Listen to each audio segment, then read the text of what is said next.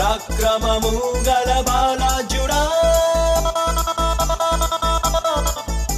నీ కంటికి కనిపించే, నీ చెవులకు వినిపించే, అరే దేనిని గూర్చి భయపడకు, భయపడకు.